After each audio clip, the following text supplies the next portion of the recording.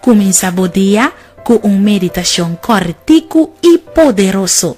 Awe Dios que papo medita. Presenta pa Romaida Stasia.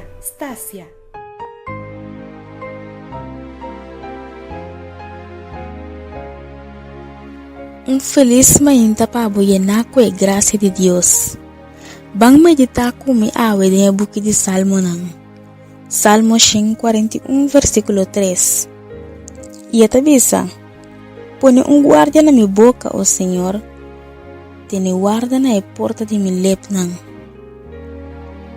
E palavra tá poderoso, e palavra tá anima nos coração, e tá inspira-nos na excelência. Também é por as nos dolor e destruir-nos. Nos lenga tem poder de vida e morto. Quanto bia nos para guardar menaça para expressar a palavra na negativo, e essa aqui roupa biata sucede, net quello que não conosco não tem paciência com ele.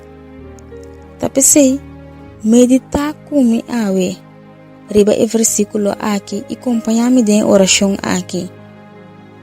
Tata Celestial, ajuda-me para me não heredar outro não com minha palavra não.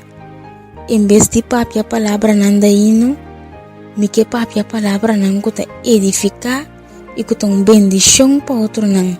Perdona-me para todo momento não, que seja consciente ou inconscientemente me por lastimar me próximo.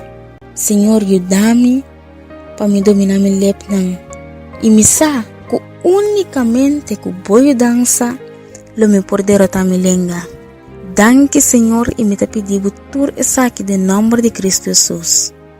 Amém.